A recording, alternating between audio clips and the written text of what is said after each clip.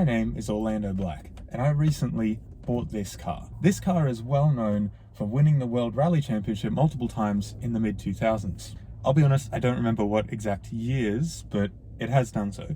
Of course, you probably don't know what car this is, because I haven't told you.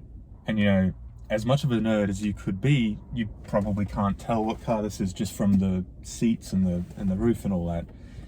Probably not from the steering wheel either, but I mean, I don't know, maybe you can, who knows. Anyway, to tell you what car it is, well, I'm not going to tell you, I'm just going to show you. Before I do that though, just a quick disclaimer, it is a bit dirty at the moment. I was quite lazy and I didn't wash it before recording this, so I apologize for that, but nonetheless, yeah, let's go have a look.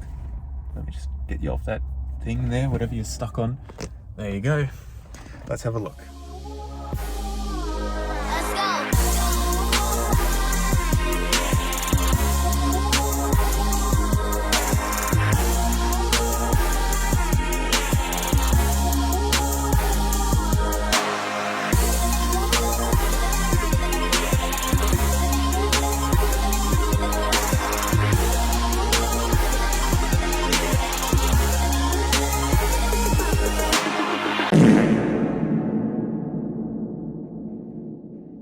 So, let us get going.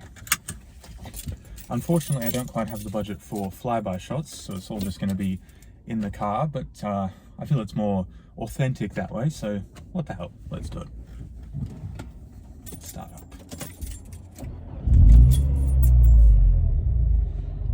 Not bad. Right, let's get a move on.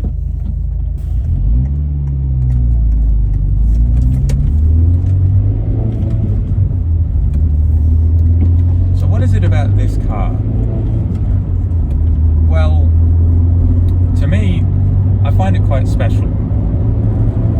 It was also probably the best car I could have gotten for the price I paid, so there's also that, but to me it is special. And the reason I find it special is because when I was younger, I used to play a game called Colin McRae Rally 04, and on the cover of that game was the WRC version of this very car. So it's got some sentimental value.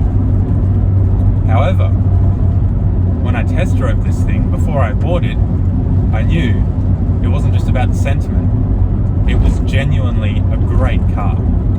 Now, of course, it's not perfect at the moment, just in terms of problems it's got, mechanically and electrically, of course, it being French. For instance, at the front, the grille is a bit weird. The engine has some injector surge in at least one of the cylinders, and that sometimes causes quite a bad knock and other times a full-on misfire. And the front CV axles are a bit weird. When I turn right at low speeds, the car, well, it sounds like the car is dragging its balls on the ground. But other than that, you know, there are a few knocks and stuff here and there from the interior and stuff like that, but to be honest, it's a pretty good car. Like when it's all running okay and I'm not doing any right turns, it's good. What is it about this car that I like in terms of driving? Well, for one, something you might have already noticed, well, probably not actually, but something that I noticed certainly when I first drove it was the way it sounds. It sounds pretty damn good, and according to the previous owner, it is stock. So that's interesting. Because it really does sound quite good. We've got a bit of a corner coming up. I'll chuck it into third here and I'll try and do some funky stuff.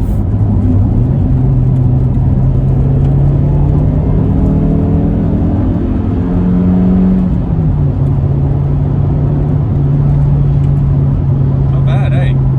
Pretty good.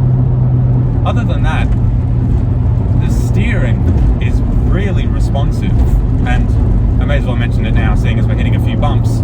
It's quite comfortable for a sports car. Well, kind of sports car. I do find it quite comfortable. In spite of that though, the suspension is pretty solid. It doesn't really feel like there's a lot of body roll, or if it does, it feels like it's working with the car. In terms of the steering though, as I was originally going to mention, it's very responsive. I mean, I don't know if this will come across on video, but look how slightly I'm turning the wheel and it just changes direction. It's fantastic. It seems like the, I didn't notice that until now, but it seems like the camera is a bit wonky. Just adjust that a little. There we go, that's a bit better. Alright, let's check out this road, what's down here.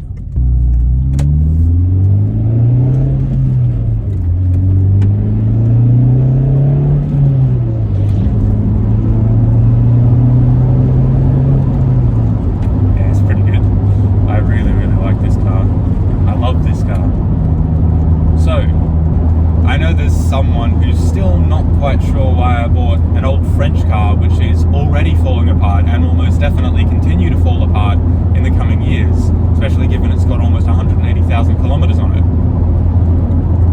Well, it just does everything I want to do. From what I've heard, they are kind of reliable, which, well, I mean, I haven't really experienced that so far, of course, but it's seemed to be okay. But other than that, I just really love the way that this car is practical, comfortable, but yet still fun. It's not fast. The car does 0 to 100 in about 8.7 seconds. But to be honest, like, it just feels so quick. It doesn't feel like it's too slow. And I think that's what's super important to me, is the fact that it feels fast enough to be fun. Anyway, yeah. That's why I bought the car, and that's why I love it. I really, really do love this car, and I hope you guys like it too.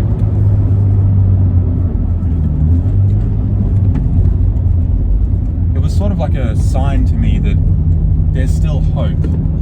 There are still cars that are fantastic fun, and, you know, can do everything, that aren't ridiculously overpriced, or come with a stereotype of some kind. Although I do feel like I've some kind of stereotype that I'm falling into with this car.